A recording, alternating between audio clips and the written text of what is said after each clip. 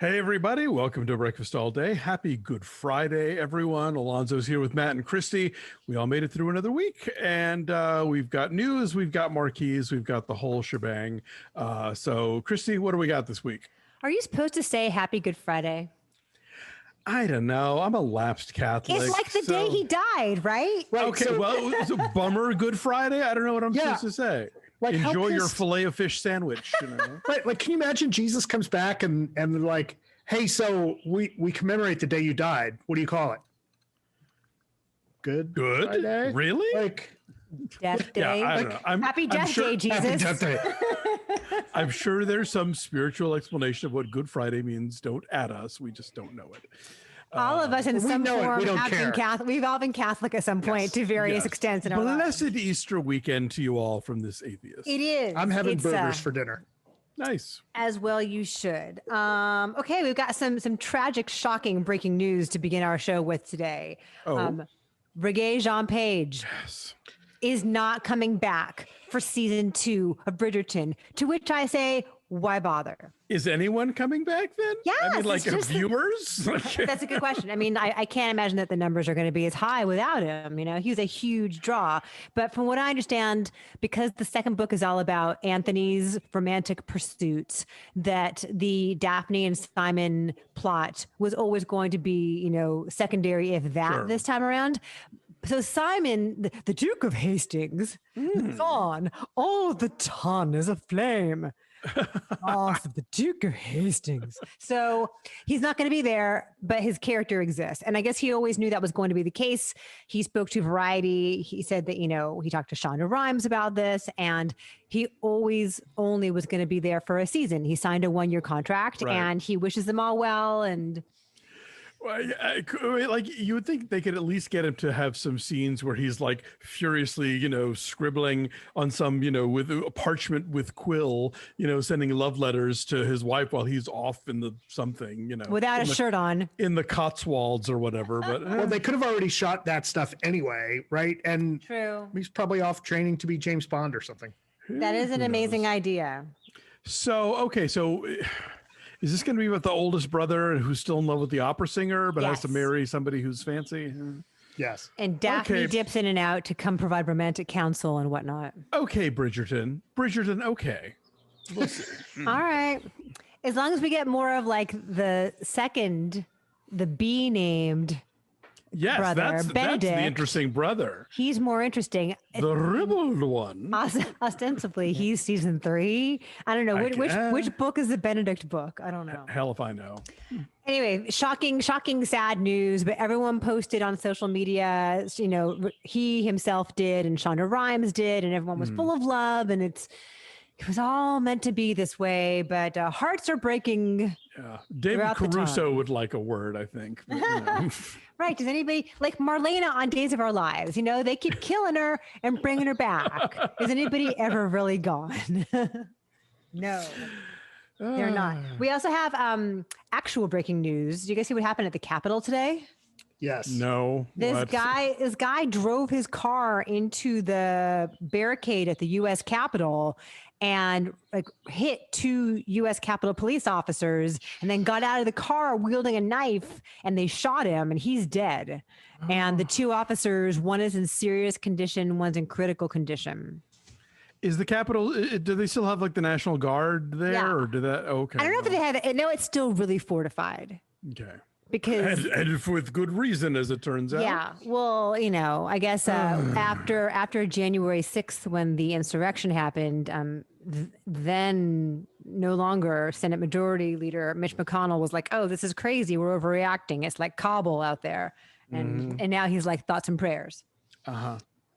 So Oh, God. this is not ending. Are you guys watching the QAnon documentary on HBO? I can't. I can't. No. Are you? What? Give us I some am. highlights. This is a thing that I didn't even dare to suggest that we talk about as a Patreon item because We already did 2 cult shows. Come on. I just figured that you all would be like, hard pass. But we're watching it, and it begins life as, whoa, look at these fucking losers and these freaks and people who, wait for the cue drops and moving the goalposts about, oh, this thing's going to happen on this day. And then when it doesn't, oh, but the next thing is going to happen on the next day. And just how they're trying to figure out who Q is based on the guys who run 8chan and like, is it any of them? Is it Steve Bannon? Is it Roger Stone? And what began life in the first couple of episodes as like, haha, look at these freaks. In episode 3, you have like people dying. You have like the shooting, the shooting at the mosque in New Zealand. You have that. And you also see that the guys who Jim and Ron, who run the board that QAnon was posting on, also have all kinds of like really crazy porn sites too. Like the Sun is super hooked on porn. Anyway, it's gotten dark. Who would have seen that coming? I know. I too was like, do we need to watch this? And then Chris wanted to watch it because I guess it's like it's newsworthy. I'm sure. Yeah. So we are watching it, but I would not recommend that you do it. My mental health, I have to draw the line somewhere. Yes, I figured as much. Okay, so we have some things that are now opening and changing now that we are in April. LA County will be in the orange tier as of Monday. So like maybe gyms could have been open at 10% capacity. They'll be moved up to like 25% capacity. In New York, starting today, theaters, comedy clubs, other arts venues can be open at 33% capacity. So as more and more people get the vaccine, things are opening. How do you feel about that? I saw a headline that LA theaters were going to be at 50% capacity by like April 5th or something, or maybe by April today. April 5th is Monday. We hit the orange tier. So LA and Orange County were both supposed to hit orange on April 1st, but then Barbara Ferrer, who's the head of the Department of Health for LA County, said, let's take a few more days and get our ducks in a row and wait till Monday. Yeah, well, I think in general, what we're seeing happening is that we are flirting with a very strong possibility of a 4th wave because everyone's just decided, this is done now. And it's like, no, we're almost, don't open the box yet. We're not across the line. And so it just feels like we're going to screw ourselves again, as we've been doing to ourselves as a society over and over again, because people get premature about opening things and being lax about masks and all this other stuff. And then whoomp, the numbers get bad again. And so we're like we're so close to the finish line and so many people are getting vaccinated and the numbers are getting into an attractive place. And it's like, if we could just be patient and get to the place we need to get to, it all makes me very nervous. Matt, what do you think? I'm less nervous about some of the major cities, because I think with the amount of vaccinations and some of the newer evidence that says that the vaccinations might even be better than people had thought about, resisting even just the idea of carrying the virus or infection at all. I'm pretty hopeful. I do think people probably are going maybe a little premature, but if we've really vaccinated most of the folks that are at risk, it's part of it is those of us that are at risk of the disease being fatal. Like that's the thing that really, really needs to be shut down, right? But if we're at a point where those folks, and I include myself in this, are getting vaccinated, and in that process, I'm a little less concerned about the whole thing. Like they're talking about schools opening up here in the next few weeks and Gabe may go back to school, and I'm feeling a lot better about it. Good. I'm glad. Partly because I've got one shot. I get my booster next week. So I think we're doing okay. But it's, I mean, the flip side is like Brazil's on fire. Michigan's bad right now. Michigan is spiking for some reason. Yeah, I mean, there's a lot of places that are spiking, but I think worldwide, it's still a global pandemic. Yeah, and Italy was going on lockdown again a couple weeks ago. I don't know if they still are. I haven't been keeping up, but then like the upside of that is that we're seeing that even after the first shot, you have a very high percentage of protection. And a lot of these places that you might go, like a movie theater, you know, like a comedy club, you still have to wear a mask inside there. You can't take it off. Right. We'll talk about this in our Godzilla versus Kong review, but Nick and Chris and I went to a theater yesterday and saw a matinee of Godzilla versus Kong, and we'll talk about that experience. But I felt completely and totally safe the whole time. I was not nervous. It wasn't like 7 months ago when I went and saw Tenet. Even though neither Kong nor Godzilla are wearing a mask at all. And they're breathing like fire and lasers and shit from their faces. And droplets. So many droplets. Godzilla is not a clean people. So we'll talk about that. So that is exciting. But then starting on April 6th, all New Yorkers 16 and up will be eligible for the vaccine. So again, we're seeing in places that have been hotspots before, like the vaccine's getting out there. And also there was a Pfizer trial on kids age 12 to 15, which shows that it's like 100% effective on kids, like older kids that age. Yeah. And you know, all those I would kids totally are have next to it. And look, like we're all going to have our 5G chips implanted through the virus. Like they're going to be able to track us. It's going to be awesome. But I mean, there are still people who can't, like pregnant women I know can't get the vaccine, right? That's what I've been. No, you can. You can? That was one of the things that could have made you eligible early. On that tier on March 15th, whenever it was that you guys both became eligible, pregnancy was one of the things that you could have. Okay, That's how I qualified.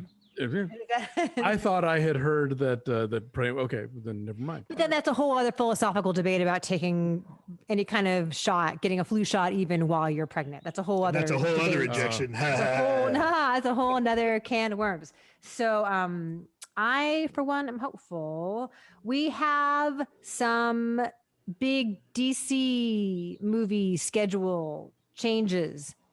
And cancellations. What's a cancellation? They're canceling the New Gods project that Ava DuVernay was going to do. Oh, I didn't know that. When did that happen? like in the last couple of days, there were two big things that were on the DC map that got canceled. One was New Gods, and I'll look up the other one while you talk about whatever it is. Yeah, date changes. I was gonna say we had just a whole bunch of. They've announced what their slate is for the next couple of years. So the Suicide Squad, James Gunn's The Suicide Squad, is coming out August 6th. We saw the trailer for that when we saw Godzilla versus Kong yesterday. And the new trailer for that dropped yesterday. So that probably is what I saw. That probably is what I saw before Godzilla versus Kong. Yeah. The Batman is March of 22. Black Adam is July of 22. The Flash is November 4th of 22. Aquaman 2 is December of 22, and Shazam 2 is now June of 23. So plan accordingly. But the other cancellation was the potential spinoff that was going to be called, I think, The Trench. That was kind of a Aquaman spinoff set in that same like Atlantean kingdom. Oh, okay. Is that what you were looking up just now, Alonso? I'm trying to. My phone changed Duvernay to Diver at, so I had to do it again now because Anyway, you keep looking, or did Matt just say it? Did Matt just say what you were going to say? I can't remember. I thought it was something else, Maybe but I'll look. Production has begun on the Obi-Wan show that's going to air on Disney Plus. It was The Trench. James Wan was going to direct. Oh, okay. No, it's not. That would have been cool. Yeah. So, Ewan McGregor is back as Obi-Wan Kenobi. This takes place 10 years after Episode 3. So Hayden you have Christensen. Hayden Christensen he's in the suit, right? He's the guy in the suit. Hey, Kaz. I got $5 that says we're going to see Grogu in that show. I hope so.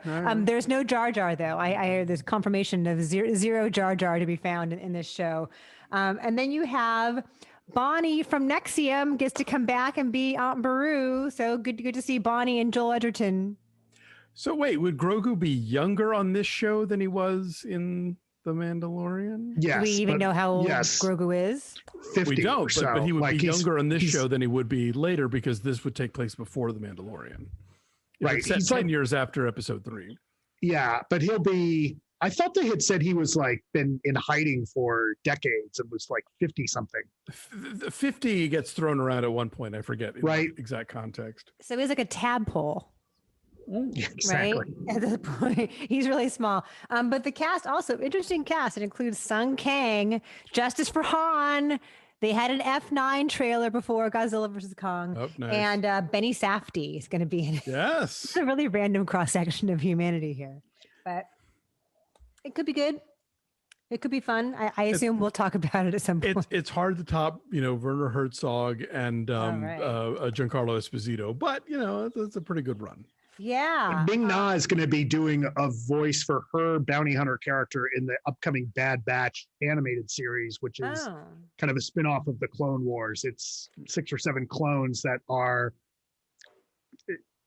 they call themselves the Bad Batch because they're a little off. And that was when they did the last season, that bonus season of the Clone Wars, they introduced those characters. And so now they're getting their own show, and it's after Order 66 and the Empire's after them. And they come across and they put in the trailer that came out for it, Ming Na's character, I can't remember that character's name, but so we'll hear her in that upcoming show.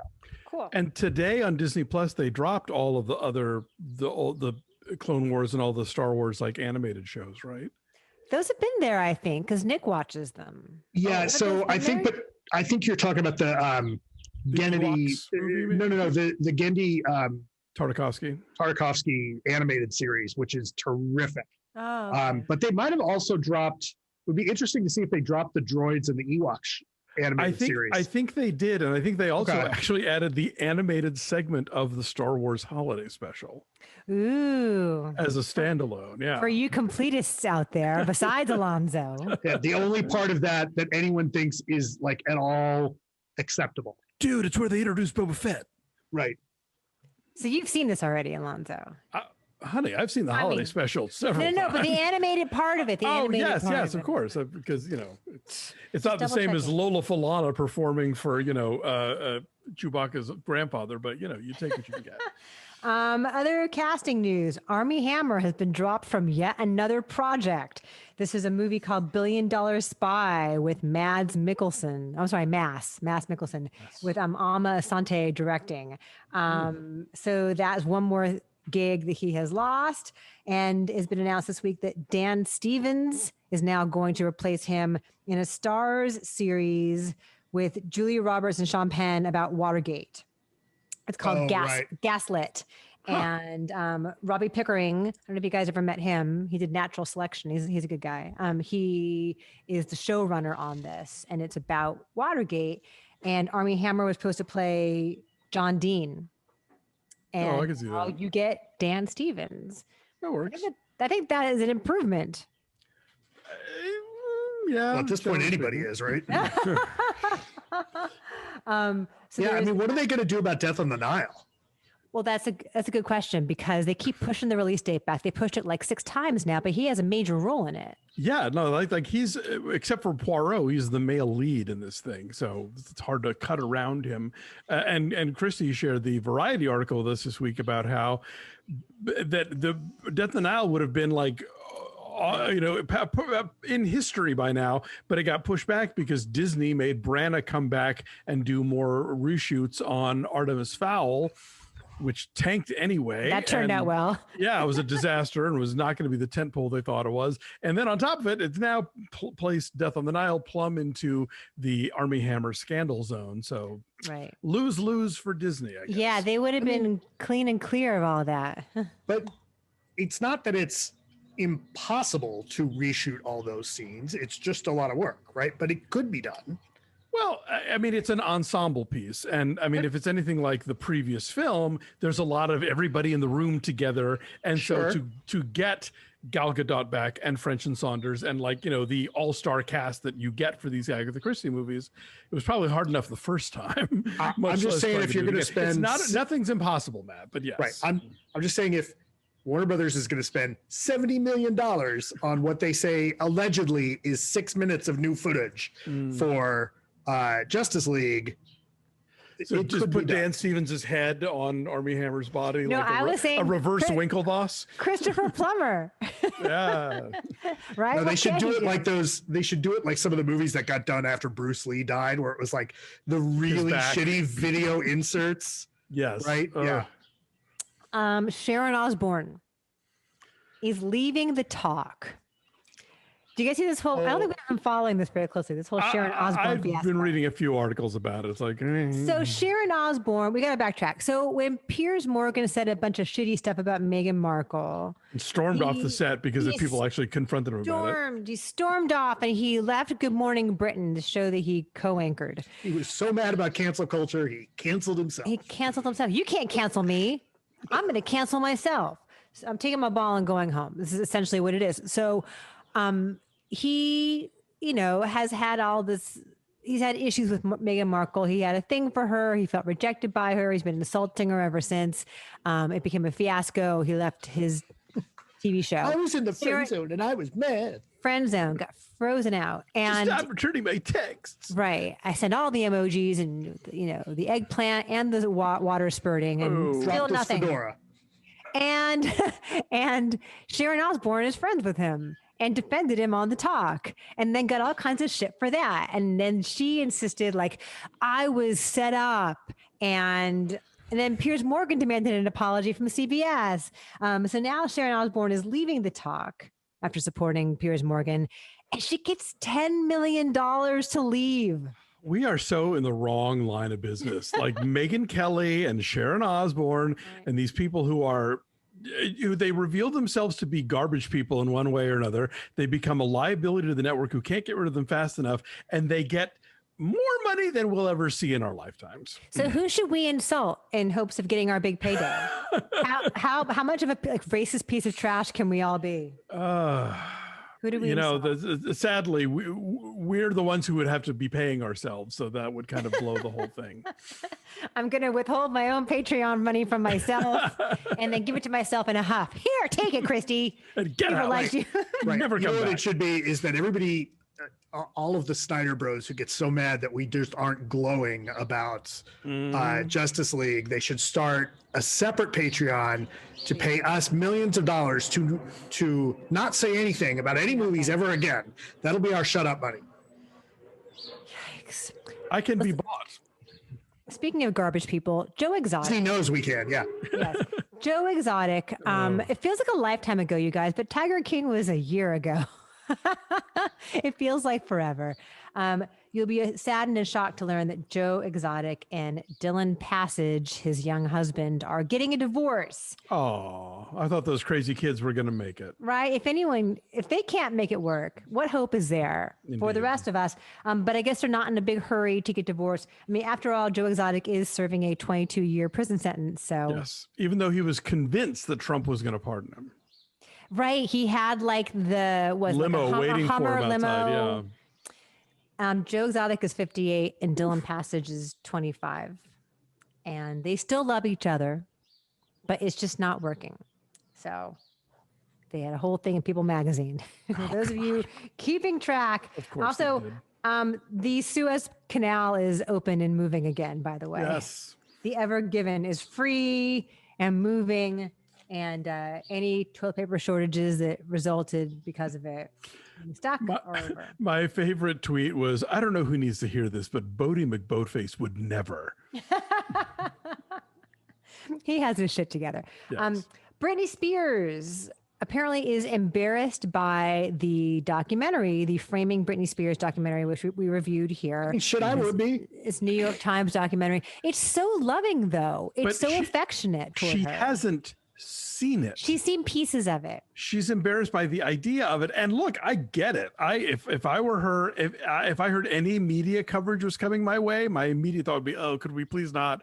Could we please stop talking about me in the media? I beg you. But yeah, I think if she watched the whole thing, I think she would maybe at least appreciate the fact that it's being told in a very sympathetic point of view. It's not making fun of her. It's not making her out to be this like train wreck. I mean, it's loving toward her, and it makes her seem like a victim of a system that is geared toward keeping her trapped. But again, I get her general reticence of being the topic of anything. She says she cried for 2 weeks. She posted a video of herself spinning around in her living room and dancing, and said she cried for 2 weeks. I mean, to have a documentary come out and talk about how you are a victim and have no power over yourself would be embarrassing. Even if it's true. Mm-hmm. Sure. Like being confronted with that, like, oh yeah, that would suck.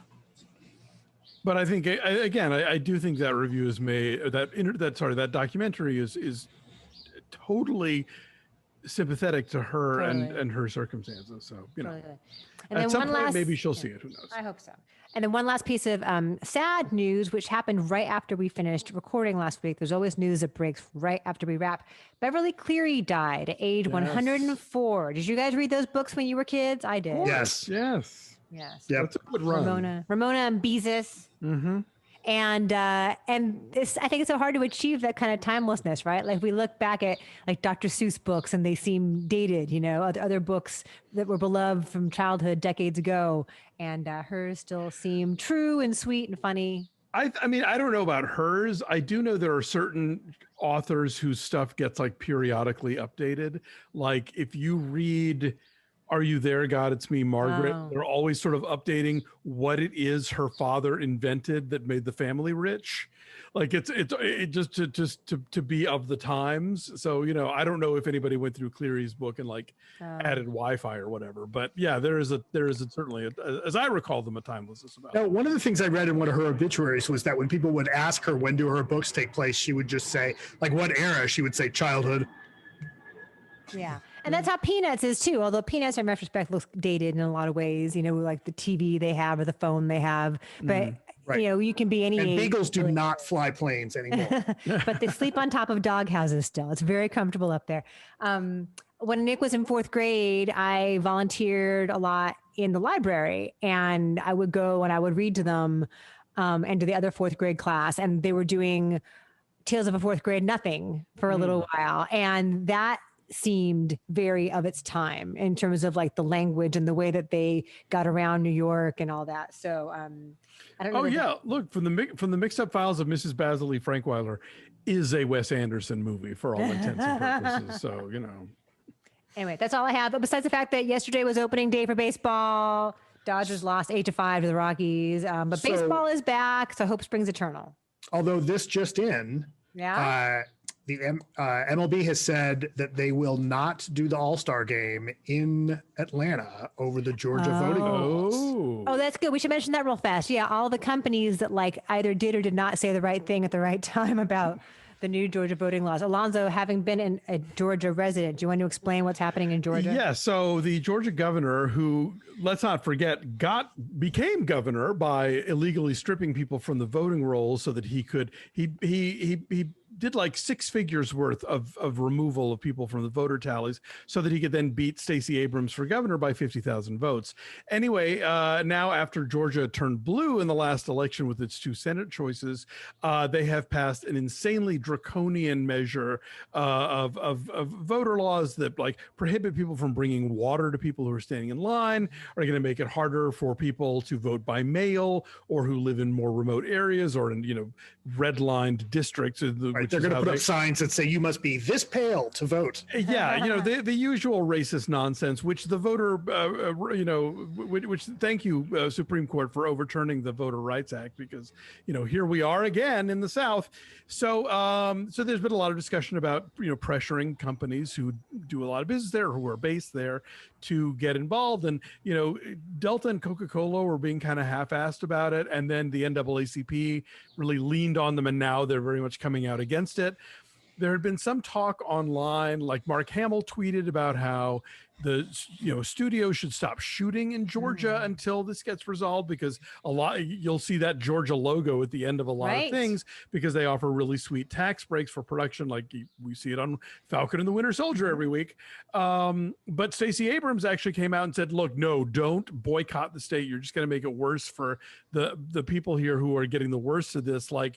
But use your clout and speak up, and like Disney and all these other companies should do the things they can do to like pressure the state to like knock this shit off and overturn it. So that's kind of where we are right now. Well, it's also, I think, from a Hollywood standpoint, it's a bit of an empty threat right now to say, well, we're not going to shoot anything there because there's not much shooting still going on, right? Like production is still down, so it's not, 5 years ago it would have been a different story, right? But Georgia, when things get revving back up, like a lot of that will be happening in Georgia. But a lot of people, so like Abrams was saying not to do that.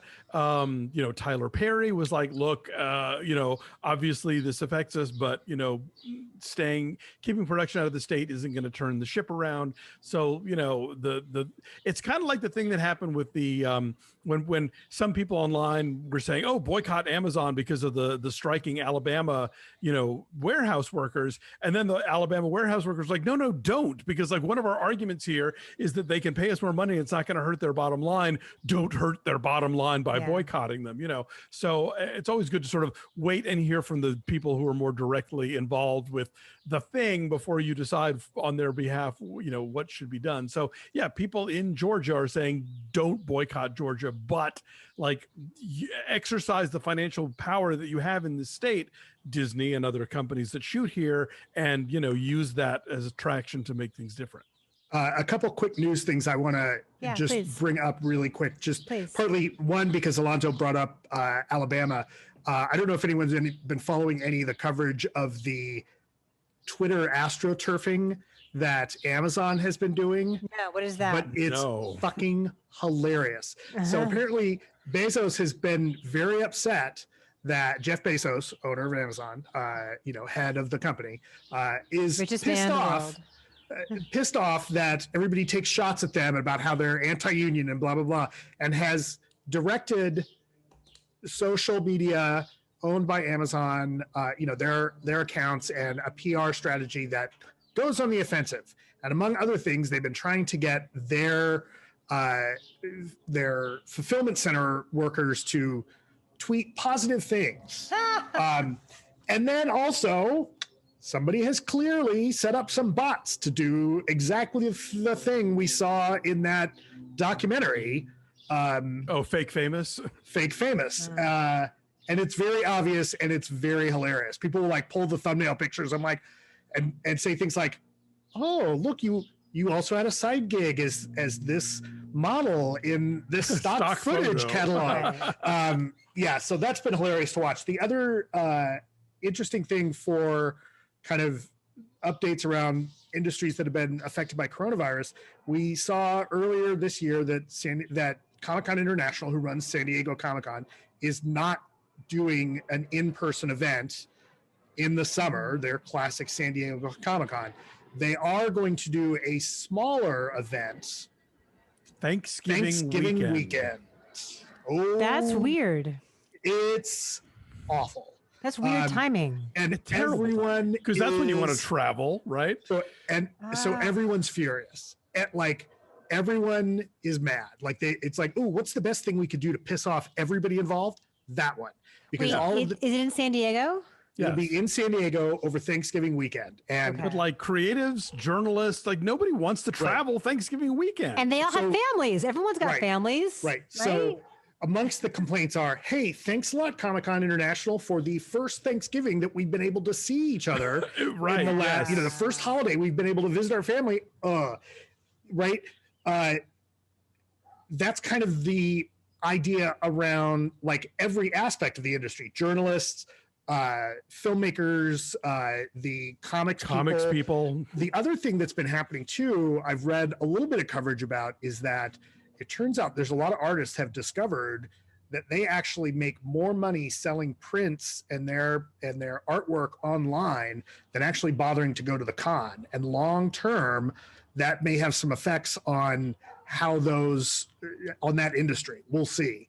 But some of the artists that traditionally were way back, one of the reasons that people would go, if people aren't selling there anymore, something like a San Diego Comic-Con starts to lose its street cred and becomes almost something similar to like the TV upfronts, where you've only got major corporations. Yeah. Now, that's not going to mean that people won't go and do that, but it certainly does lose some of its cachet.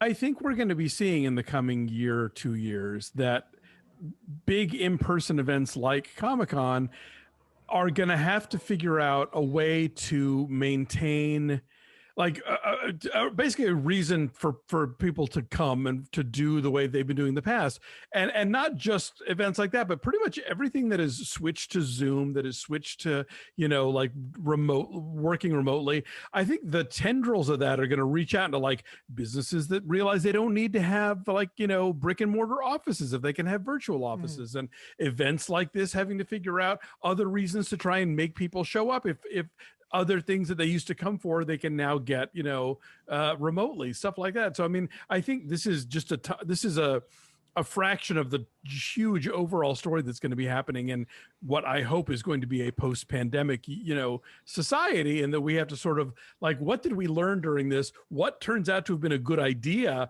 that we embraced out of necessity that we want to then hang on to? And then if we do hang on to those things, what old stuff is that going to now rule out or forced to be updated? I predict we will have learned nothing. Always a good shot. True. We're so close to learning things, and then no. I am on KPCC Film Week once a month or so, and there's a bunch of us critics, 10 of us critics, that I'll rotate in every week. Amy Nicholson, Tim Cockshell, whatever. And we every year, the week before the Oscars, we do this live in-person Oscar show at the theater at the Ace Hotel.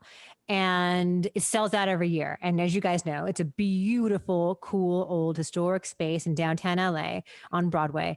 And it's cool to see people and get that energy. And then they record us making our predictions in various categories, and then they air that the weekend of the Oscars.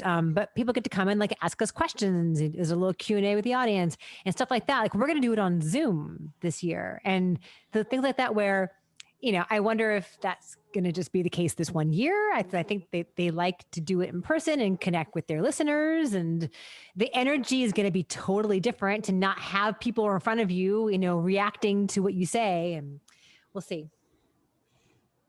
Yeah, I mean, look, obviously, I know that the three of us are dying to be in a room together, but it's I'm sure there are going to be weeks where we all live not super close to each other in Southern California. And not anymore. It might just be easier to do this, but who knows? Yeah, but you guys will miss out on my pool. Can we do it poolside? The pool is a draw. The pool I is want to do definitely it a draw. Poolside, we can do it in the pool. Let's do. Oh my God, we have to do it in the pool. Why don't we do it in the pool? Wait, how do we not electrocute it? Or the jacuzzi. Here's a question. How do we not electrocute ourselves? I've been working on that, actually. And it's just a matter of having the rubber suits. So first of all, if we shoot on the phones are water resistant up to about 2 or 3 feet. So yeah, I've been looking into that, and it will be entirely doable. The question is, are we all willing to get into swimsuits on camera? Maybe I'll get one of those surfing bodysuits or something. I don't know. Yeah, I have a wetsuit. I have a very old-timey bathing suit, that's striped and. Oh, I need one of those. A bathing costume. Yeah, exactly. A little straw hat you can wear with it too. A boater, yeah. Go strolling down the boardwalk. Okay. You guys have seen, I have my whole cabana set. It's tasteful. So on that note, Matt, do you have marquees for us? Oh boy, do I. Yes. Yeah, we have a bunch of pictures, so give me a second to call them up. Lots and lots of pictures today. Our friend Igor from Poland sent in over a dozen. We'll get to those in a second. This is the picture that I grabbed that we opened the top of the show with. This is the Roxy Theater in Sonoma, California. And as we can see, they are open as of March 31st. Very excited. They are showing Godzilla vs. Kong.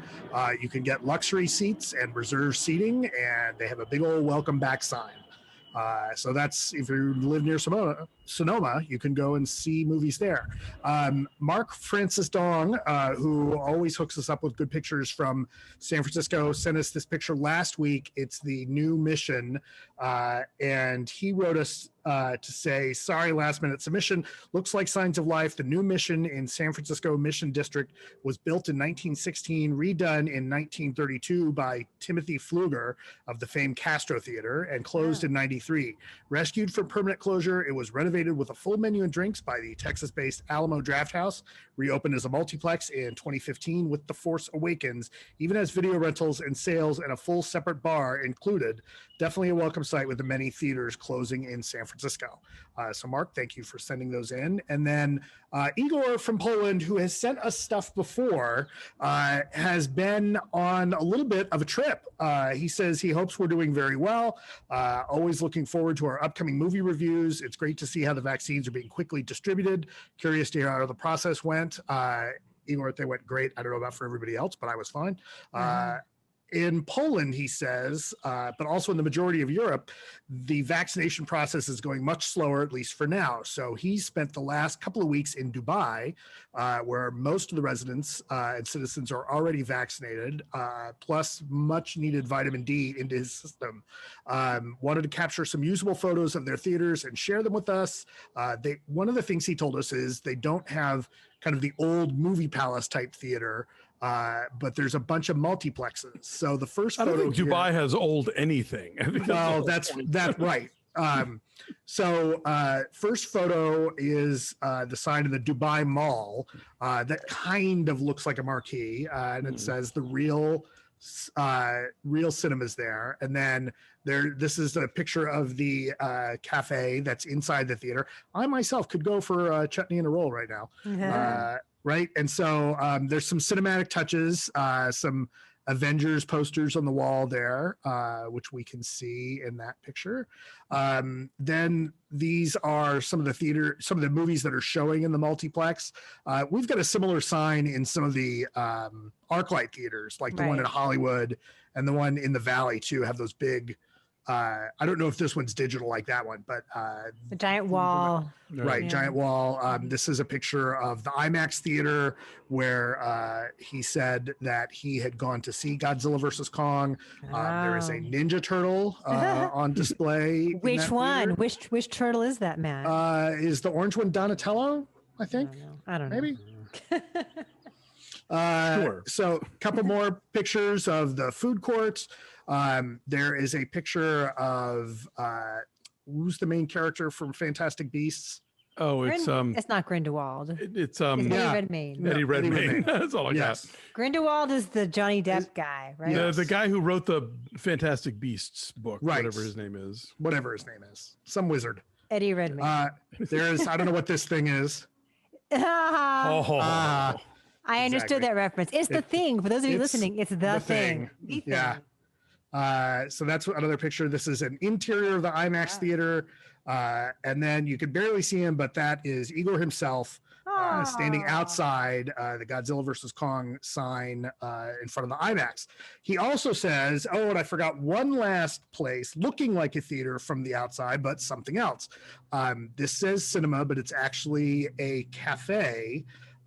It's a bakery, Uncle Tetsu's Cheesecake Bakery.